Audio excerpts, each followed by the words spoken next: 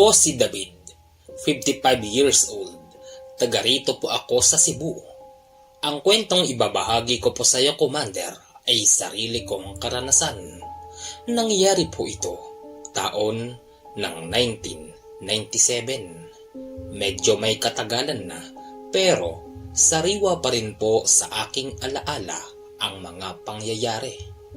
Ganito po, Commander, ang simula ng aking kwento. Ako po yung tao na hindi marunong maniwala sa mga nakatago sa likod ng dilim. Ang kahiligan ko nga po ay pumunta sa kabundukan upang mag-hiking. Ewan ko ba, Commander? Gumaganda yung pakiramdam ko sa tuwing nagagawa ko yung aking kagustuhan. Hanggang sa naisip ko na pumunta ng Samar. Pagdating ko doon, hapon na, bandang alas 4. Nakakaramdam ako ng gutom kaya kumain muna ako sa karinderya na natatanaw ko. Magandang hapon po, Manang. May pagkain pa po ba kayo? Kakain po sana ako eh. Meron pa. Halika, kumain ka. Wow! Parang ang sarap nito ah. Akit na akit ako, Commander, sa nakikita kong pagkain dahil amoy pa lang nito talaga namang nakakabusog na. Hinainan niya ako ng adobo habang ako ay kumakain. Pinagmamasdan ako ng matanda. Manang, bakit po? Wala naman. Sa palagay ko, bago ka lang dito, di ba iho? Opo katunayan nga po may dala nga po akong gamit dito sa bag ko. San ba punta mo? Ay, pupunta ho sana ako rito sa mga bundok dito, magha-hiking po. Ganun ba? Baka makatagpo ka ng mga rebelde dyan. Wala naman po akong ginagawa sa kanila Sa palagay ko naman po hindi nila ako anuhin. Hindi lang rebelde ang matatagpuan mo dyan. Mag-iingat ka, iho. Po? Bakit po? Ano pong meron po rito? Basta, mahirap nang magsalita. Mag-iingat ka na lang, ha? Opo. Pagkatapos kong kumain, Commander, binabayaran ko yung kinain ko pero ayaw tanggapin ng matanda. Ayon sa kanya, dahil bagong customer daw ako, hindi na raw ako magbabayad. At saka, nakita niya raw sa aking mga itsura yung sarap ng pagkain. Nang dahil doon, nilibre niya na lang ako at pinaalalahanan na kung maaari ay wag na akong tumuloy. Hindi naman pwede sa akin yun, Commander. Yun nga kasi ang pinunta ko ron, hindi ba? Itinanong ko rin sa kanya kung saan ba rito matatagpuan yung mga bundok na hindi basta pwedeng marating ng mga tao. Yun kasi ang hilig ko, Commander. Itinuro niya sa akin yung bundok sa isang bayan. Hindi ko na lang po sasabihin kung saan dahil ayoko pong makasira ng reputasyon at paniniwala ng mga nakatira doon. Basta po, dito yon sa Samar. Salamat po, tutuloy na po ako. Iho, muli kitang pinapaalalahanan. Kung ako sa'yo ay huwag ka nang tumuloy. Pakiusap, iho. Hindi po, taga Cebu po ako Malayo po yung pinanggalingan ko, kaya andito na po ako Hindi na po ako maaaring umatras. Sige, mag-iingat ka. Nung tunguin ko, Commander, yung sinasabi niyang bundok, sa ibaba pa lang nito ay kitang-kita ko yung kadiliman dahil nga hapon na nun at pagpasok mo pa lang sa puno, wala ka nang makikitang kaunting liwanag.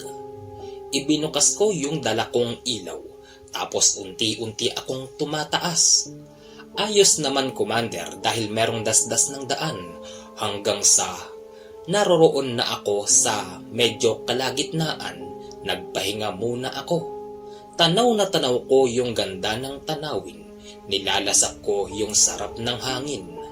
Hanggang sa nakita ko na rin na unti-unti nang lumalabas yung buwan. Wow! Ang ganda naman pala rito. Tamang-tama. Hindi ako nagkamali. Habang pinagmamasdan ko pala yung buwan, Hindi ko alam, Commander, na meron palang tao na nakatingin sa akin. Nagulat ako nung bigla itong nagsalita. Ang layo niya sa akin ay halos nasa 5 dipa na lang. Ang wika nun. Teka, sino po kayo? Wala naman. Sa palagay ko, hindi ka taga rito. Opo. Pupunta po sana ako sa taas, nag-hiking po ako eh. Ganon ba? Alam mo bang delikado na rito? Ganitong oras. Ang sabi nga po sa akin dun sa karinderya, meron nga raw pong mga rebelde rito, hindi ko naman po sila inaano. Hindi lang rebelde. Marami pang iba. Umuwi ka na kung saan ka man nanggaling. Ay hindi pwede. Kasi po, malayo po ang pinanggalingan ko. Sige. Matapos nun, Commander, ay naglakad siya pababa. Ako naman ay naglakad pataas. Malapit ko nang marating yung dulo nung biglang merong mga naglalakihang ibon ang dumagit sa akin. Gulat na gulat ako dahil sa unang pagkakataon. Ngayon pa lang ako nakakita ng ganon kalalaking ibon. Kulay itim sila, Commander, at kung hindi ako nagkakamali, halos nasa 5 yung dami nila. Ano ba yun? Lalaking ibon nun ah. Wala naman yata nun sa Cebu. Wika ko sa aking sarili. At nung marating ko na yung itaas, naglatag agad ako ng tent. Kagaya ng nakagawian sa tuwing ako ay maglalatag ng tent, malapit na akong mahiga at nagbabasa ako ng Biblia. Nagdarasal ako na sana walang sino mang elemento ang gagalaw sa aking pagtulog doon. Pero dahil maaga pa po, Commander, hindi naman ako agad natulog. Nandoon lang ako sa itaas at pinagmamasdan ang napakagandang tanawin at nilalasap ang napakasarap na simoy ng hangin. Hay! Walang pinagkaiba. Parehas din dun sa Cebu, pero ewan ko ba bakit ganun? Parang may kulang eh. O teka, ano yun? Hindi ako maaaring magkamali, Commander, dahil hindi kalayuan sa akin ay nakakita ako ng napakalakas na liwanag. At kung hindi ako nagkakamali, parang ito ay napakaraming building na merong mga malalakas na ilaw. Kitang-kita ko rin na merong mga lumalanding doon ng mga eroplano. Manghang-mangha ako sa nakikita ko nung mga oras na ito. Wow! Meron palang ganito sa Samar. Ang ganda pero hindi naman to masyadong malayo. Teka, mapuntahan nga. Kahit madilim na nun, Commander, at kahit ako ay nasa itaas pa ng bundok, tinahak ko yung daan pababa. Marating ko lang yung nakikita ko na napakaraming ilaw. Hindi ko po ini-expect na merong ganito sa Samar. Kaya nung makita ko ito, excited na akong puntahan. Ewan ko ba, habang nagtatagal tila ba mas lalong lumalayo yung tinutungo ko habang nakikita ko yung mga nagkakapalan na ilaw. Akala ko ba naman malapit lang yung mga ilaw na yun? Habang papalapit ako parang lalong lumalayo yung ilaw. Anong oras na ba? Pagtingin ko sa aking relo ay 9:00 na pala ng gabi. Dito na lang ako. Nagpahinga ako, Commander, tapos kitang-kita ko pa rin yung mga nagagandahang ilaw. Nakatulog ako rito. Pagsapit ng umaga, inaasahan ko na makikita ko yung mga naggagandahang ilaw, pero hindi yun ang bumungad sa akin. Kung hindi yung isang lalaki na kumausap sa akin habang ako ay papaakyat ng bundok. Ay! Sino po kayo? Teka, kayo yung nakita ko Ako nga. Sa dun ka pupunta. Ba't ka napunta rito sa lugar ko? Kasi po may nakita akong mga nagagandang ilaw kagabi. Ganun ba? Bakit po? May nakakatawa po ba? Meron, hindi mo alam. Naiinis ako sa lalaki na yun kasi bukod sa nakakaloko yung tawa niya, napakapangit pa niya. Hindi naman po sa nanghuhusga dahil ang itsura niya ay maitim na lalaki na payat, hupak ang muka na medyo may kahabaan at yung buhok niya ay lampas na ng kanyang balikat. Kulot-kulot ito, Commander, tapos yung kanyang mga mata ay tila ba walang tulog. Kuya, hindi ka nakakatuwa ah. Sino ka ba, ha? David. Hindi ba ikaw si David? Teka, paano mo nalaman yung pangalan ko? Pinagtanong ko doon sa karinderya. Ang sabi nila, David daw ang pangalan mo. Oo nga, ikaw sino ka ba? Ako si Celso. Pwede mo akong maging kaibigan. Gusto mong pumunta roon sa maraming ilaw, di ba? Oo, bakit? Sa tuwing gabi-gabi mo lang yun makikita. Ano? Bakit parang nabubulol ka? Habang siya ay nagsasalita, medyo nabubulol pa, Commander, tapos tumutulo yung malagkit niyang laway. Bagong gising ako noon. Mabaho ang laway ko pero mas mabaho yung laway niya. Diring-diri ako sa kanya, Commander. Kaya yung dala kong tubig na maliit na mineral ay ibinigay ko na lang sa kanya. Oh, ano nga uli pangalan mo? Celso. Oh, Celso, kunin mo to. Teka, tagasan ka ba? Taga rito lang ako. Halika, sumama ka sa akin. Isinama niya ako, Commander, sa kanyang bahay. Yung bahay niya ay nakapailalim sa mga naglalakihang puno. Dito ako nakatira, David. Pagpasensyahan mo na, medyo magulo ang bahay ko. Ayos lang yun. Naghain siya, Commander, ng pagkain. Takang-taka ako dahil sa kanyang banga ay merong pagkain doon. Sandali nga lang, Celso. Baka naman sira na yan. Baka panis na yan. Hindi ito basta nasisira. Kumain tayo. Ako lang naman ang kumain, Commander, pero hindi siya. Oh, Celso, akala ko ba kakain tayo? Bakit? Ako lang nakakaisang mangkok na ako ng karni Hindi ka naman kumakain. Sa totoo niyan, David. Kakakain ko lang. Ganun ba?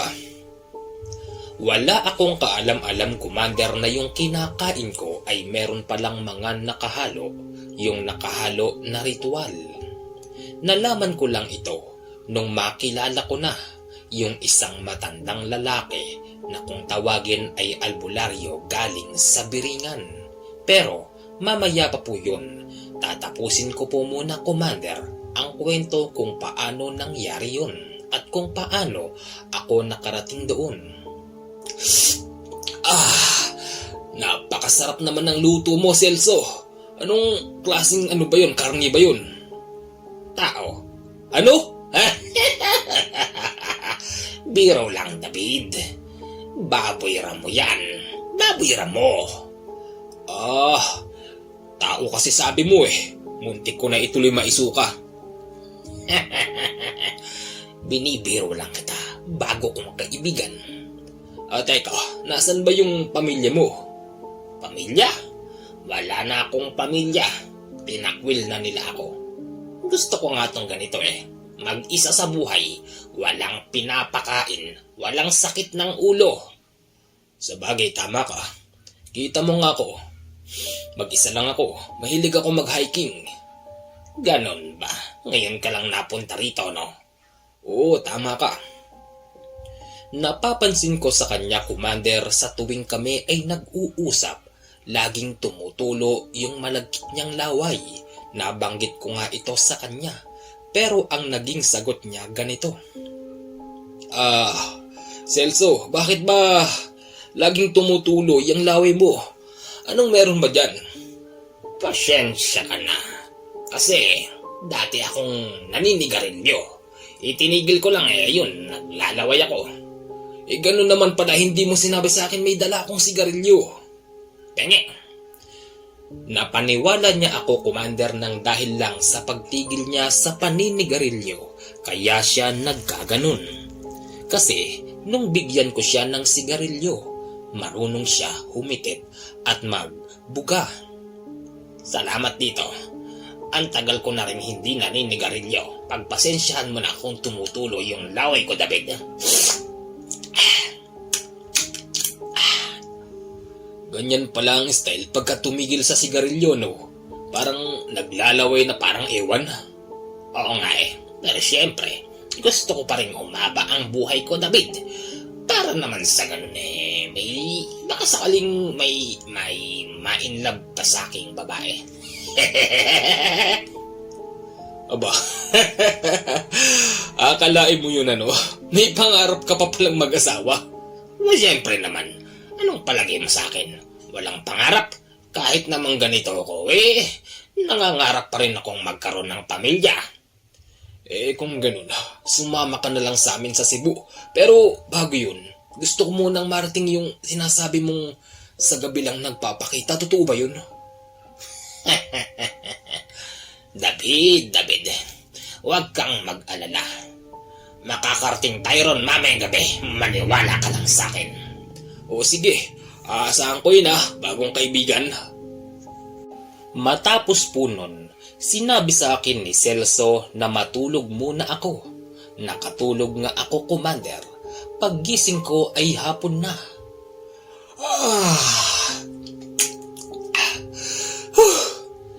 Teka, Celso, nasan kaya yun?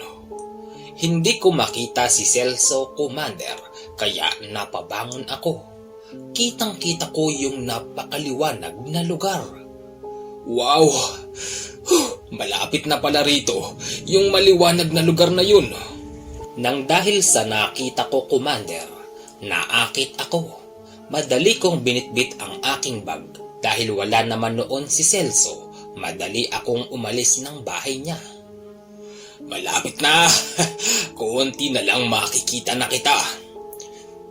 Pagdating ko doon, Commander, ay nagulat ako dahil naglalakihang mga building, may mga lumulutang ng kung ano-ano. Teka, anong klaseng lugar to? Parang sobrang advance naman yata ng teknolohiya rito. Kaya ko po nasabi yun, Commander, dahil malalaking mga building tapos may mga nakalutang na animoy mga spaceship. Meron din akong nakikita na mga tren. Yung tren na ito ay naghahabaan tapos ang tutulin. Kitang-kita ko rin yung mga tao doon ay masasaya. Wala akong nakikita na mga nag-iikot na pulis, basta masaya yung mga pamilya na nakaupo sa damuhan habang pinagmamasdan yung mga ilaw na paiba-iba. Lumapit ako sa kanila, nagtanong ako sa isa. Pasensya na po, itatanong ko lang po kung anong klaseng lugar po ito. Brad, nandito ka sa pinakamagandang lugar sa Maharlika. Po? Maharlika? Tama, Maharlika. Sige, mamasyal ka lang dyan. Maraming magandang pasyalan dito. Nung kinausap ko yung lalaki na yun, wala namang kakaiba sa kanya, Commander, ni hindi man lang ako nagtaka kung sino siya. Siyempre, aliw na aliw nga po ako sa nakikita kong lugar. Hanggang sa nakita ko si Celso, naroroon nakatayo. Uy, Celso, anong ginagawa mo rito? Sabi mo, isasama mo ko rito. Nauna ka naman na pala. David, akala ko kasi medyo umaga pa pasensya ka na. Habang kaming dalawa ay nag-uusap, napansin namin na merong matandang lalaki ang nakatingin sa amin, kaya ang sabi noon ni Celso, David, tara na. Malis na tayo rito. "O teka, bakit? Ang ganda-ganda rito eh. Dito muna tayo." Halika na. Pilit akong hinatak ni Celso at nung mapunta na kami sa kagubatan, ang sabi niya sa akin, David, kaya kita pilit na inayang umalis doon. Alam mo ba yung matandang yun? Baliw yun eh. Papatayin tayo nun. Bakit naman eh? Wala naman tayong kasalanan sa kanya. Tsaka, Celso, anong lugar ba yun? Mahirap ipaliwanag eh. Halika na muna. Umuwi na lang tayo sa bahay at doon na lang natin pagmasdan ang napakagandang tanawin. Mabuti pa nga. Pagpunta namin sa bahay nila, gulat na gulat kami, Commander, dahil yung matanda na sinasabi namin ay naroroon sa bahay nila. Ang pinagtatakahan ko, bakit parang medyo maliwanag yung kanyang kasuotan? Ano pong ginagawa niyo po rito? Nakita ko kasi, parang merong kayatang bisita. Ano yan? Biktima? Aba, magdahan-dahan ka sa pananalita mo. Anong biktima sinasabi mo? Iho, halika rito. Lumapit ka sa akin. Bakit po? Halika, may sasabihin ako sa iyo. Lumapit ako sa matanda na yun, Commander. Tapos, meron siyang binulong. Alam mo ba ang kasama mo ay isang aswang. Aswang na pagala-gala sa gilid ng aming tirahan. Naghahanap lang yan ng tamang pagkakataon. Kakainin ka niyan, iho. Parang hindi po yata ako makapaniwala kasi dito pa nga po ako natulog kanina. Kahit na wala pa siyang pagkakataon nun, o baka naman tinutunaw pa ng iyong tiyan yung pinakain niya sa'yo. Ano pong ibig niyong sabihin? Celso, anong pinakain mo rito? Umuwi ka na nga. Bakit ba pinapakailaman mo kami ng kaibigan ko, ha? Celso, alam mo naman na ako ay matagal nang lumalabas ng aming lugar. Kumagala rito upang makakita ng taong maaari kong gamutin mula sa mga pangbibiktima ng lahi niyo. Sandali lang po. Ano po bang nangyayari? Hindi ko na po kayo maintindihan. Alam mo kasi, iho, yang kasama mong si Celso, aswang yan.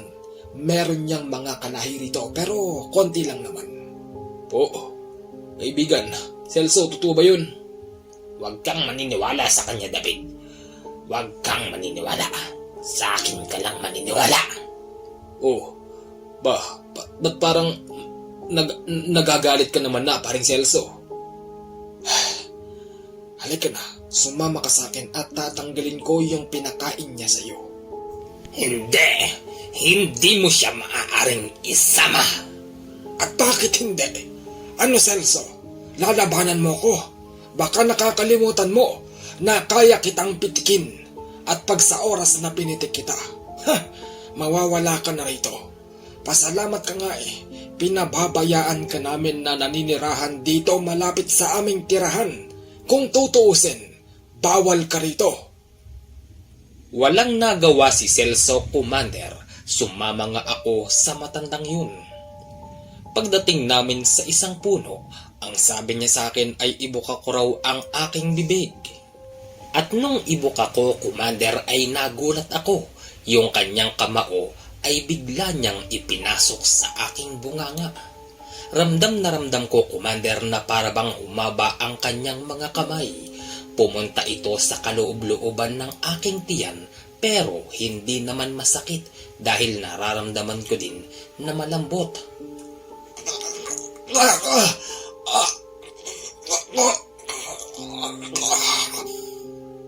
Napapaganon na lang po ako hanggang sa hindi nagtagal yung kanyang kamay ay hinugot niya na sa aking bunganga.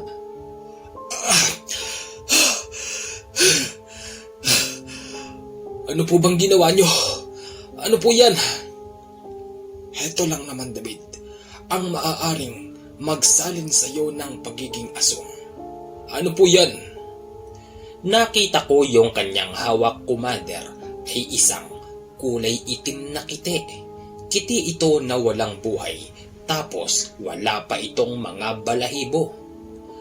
Walang kaabog-abog, Commander, bigla niyang nilusak yung kiti sa kanyang mga kamay, sabay sabing, Magpasalamat ka na lang, David, dahil nakita kita. Kung hindi kita nakita, malamang tuluyan ka na rin magiging aswang. Sandali nga lang po, Tatang. Sino ho ba kayo? At saka, paano nyo po nagawa yun? Parang humaba po yung baraso nyo. Napunta sa tiyan ko.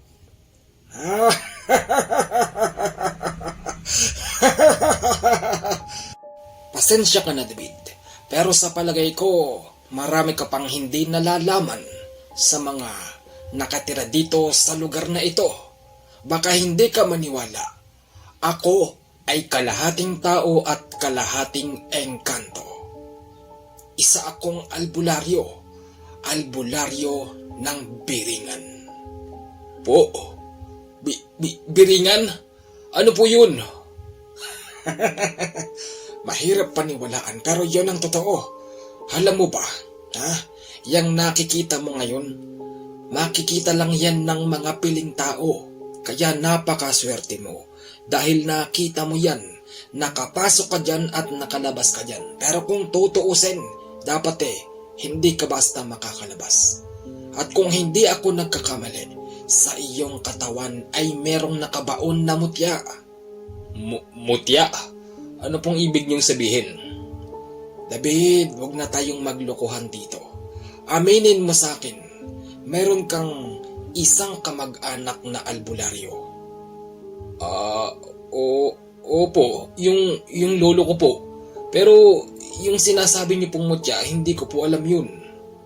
Alam mo, David, ikaw ay binaunan ng mutya ng iyong lolo. Nang dahil dyan, malakas ang iyong loob na pumunta kung saan-saan.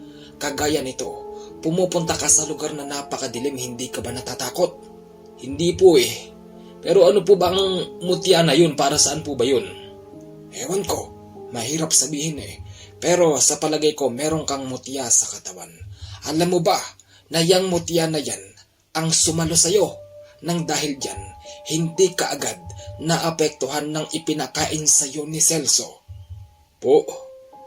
Ganun po ba yun? Oo, ganun yun. Kaya napakaswerte mo. Kahit ikaw ay pinakain na ni Celso ng kanilang pagkain, hindi ka agad naging aswang nang dahil sa meron kang mutya sa katawan. Nang dahil dyan, hindi ka magiging aswang at tinanggal ko na rin.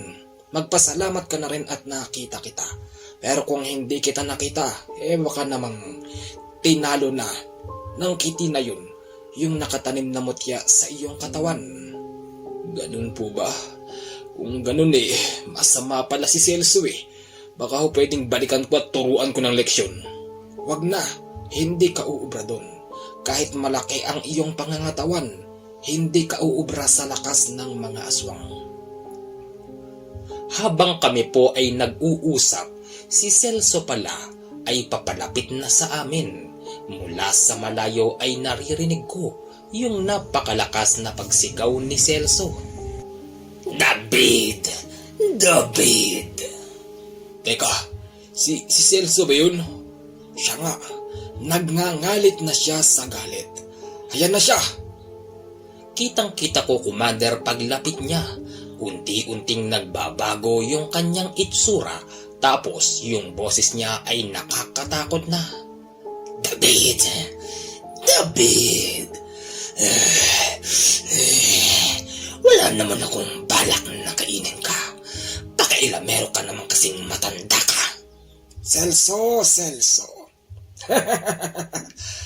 Ikaw isinama mo kasi rito sa aming lugar si David. Kaya hayan, napigilan ko na naman ang iyong binabalak na masama. Pang-ilan na ba ito, Celso? Pang-7 na ba? Sinasagad mo ang galit ko, tanda. Silang dalawa, Commander, ay naglaban. Akala ko nung una, natural na suntukan lang. Pero hindi po, dahil itong si Celso, nung tuluyan nang nagbago ang kanyang itsura, nakakatakot na ito. Malademonyo na ang tingin ko sa kanya. Maniwala ka po o hindi, yung kanyang dibdib ay naglalabas ng mahabang dila. Teka, ano ba yun? Teka, hindi ito totoo. Halos hindi ako makapaniwala sa aking nakikita dahil isipin mo, Commander, yung dibdib ni Celso ay naglalabas ng dila na mahaba. Akala ko dila lang, pero sa kanyang dibdib ay meron palang malaking bunganga. Tapos, ang itsura niya ay kulukulubot, lalong humaba ang kanyang muka at yung kanyang mga kuko ay mga nagtutulisan. Kaunting paunawa po, pasensya na po kayo sa dumadaan. Ayan, tuloy na po natin ang kwento. Habang sila ay naglalaban, kitang-kita ko itong si Celso ay walang tigil sa paghalipaw ng kanyang mga nagtutulisan ng kuko. Habang ito namang matanda, walang tigil sa pag-iwas hanggang sa natatawa na lang ito kay Celso. Sige, Celso, gawin mo ang iyong mga gusto. Pababayaan lang kita. Hindi naman kita sasaktan eh. Ang gusto ko lang mangyari, matuto ka. Sige, halipawin mo ko. At kung sakaling makakatama ka, pues, bibigyan kita ng karangalan. Napagod na lang itong si Celso, hindi siya nakatama sa matanda. Kaya ang sabi ng matanda, Alam mo medyo nahihiwagaan ako. Sa tagal na nating magkalaban, magmula noon hanggang ngayon, hindi ka pa rin nagbabago. Mahilig ka lang mang biktima, pero hindi ka naman nagbabago. Kung ako sa iyo, Celso, ang atupagin mo, palakasin mo ang iyong sarili. Nang sa susunod kung mangbibiktima ka at lalabanan mo ko makakatama ka man lang. Yung matandang yun, Commander, ay bigla itong naglabas ng tungkod. Yung tungkod niya ay nanggaling sa kanyang mahabang salawal. O ano, Celso? Heto na!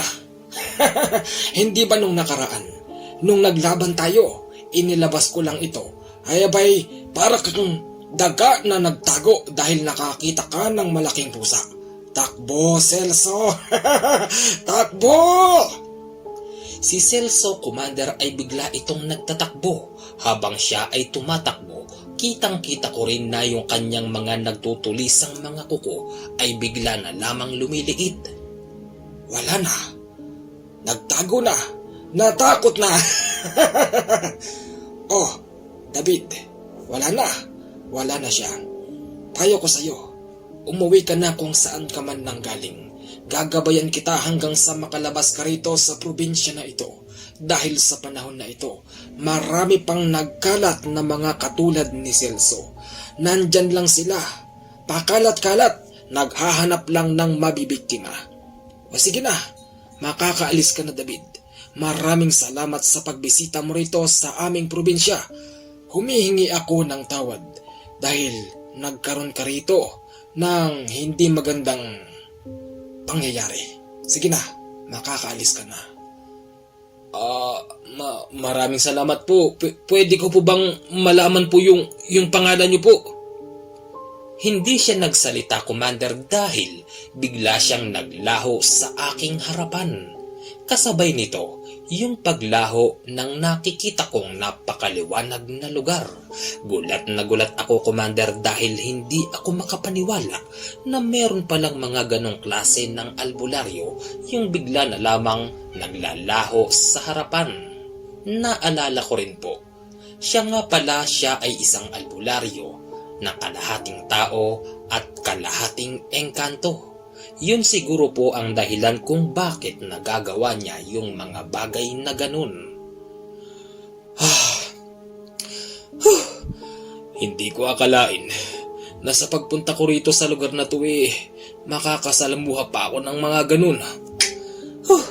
Pero sa totoo lang, hindi man lang ako nakaramdam ng takot. Siguro totoo yung sinasabi ng matandang yun na yung lolo ko noon binaunan ako ng mutya sa katawan. Kaya siguro hindi ko man lang maramdaman yung takot. Hanggang dito lang po, Commander, ang aking kwento. Pasensya ka na po kung medyo maikli lang. Pero kung mababasa mo po ito ay maraming salamat po. Siya nga pala, ako po at ang aking anak ay madalas po nakikinig sa iyo. Hindi lang po kami mahilig mag-comment, pero nasisiyahan po kami sa mga kwento mo. Kaya nga po sa iyo ko isinulat ang aking karanasan. Kahit sabihin po na ako ay medyo may katandaan, mahilig pa rin po akong makinig ng mga horror story, lalong-lalo na pag merong buhay ang kwento, kagaya nyo po kapag kayo na ang nagkukwento. Okay, una po sa lahat, salamat po kay Kuya David sa pagbabahagi ng kwentong karanasan niya. Alam nyo, maraming hindi marunong maniwala sa mga ganito pero bahala kayo. Basta po kasi merong mga tao talaga nakakadiskubre ng mga ganitong pangyayari. Pangalawa, pasensya na po kayo dahil maingay. Pagtyagaan nyo na lang po, pasensya na po kayo dahil alam nyo naman, kagaya po ng dati, ganun pa rin. Tsaka pasensya na po kung matagal po tayo walang upload dahil wala po kasi akong internet. Tapos po nagkasakit po yung nanay ko, wala po akong time na mag-record, ganyan. Kaya babawi po ako sa inyo kapag okay na po ang lahat-lahat. Okay, sa ngayon po meron tayong upload na pa isa-isa. Parang kagaya rin po dati, isa, dalawa, minsan tatlo naman, ganun. Pasensya na po wala po muna tayong pagbate at siguro sa susunod na upload natin, tsaka ko kayo babatiin. At siya nga pala, natampakan na po tayo ng story, yung Maranhig, yung sinasabi ko po sa inyo noon, yung Maranhig kontra Antingero. Kompleto na po hanggang 30 yung email niya sa akin. Napakarami, grabe. Paano kung tatapusin yun? Ako lang itong medyo may katagalan. Kaya po yung mga nag-email pa po sa akin dati na hindi ko nababasa, pasensya na po Basta dyan lang po kayo, huwag kayong magsasawa na makinig. At babasahin ko po yung mga story nyo. Yun lang po at maraming salamat.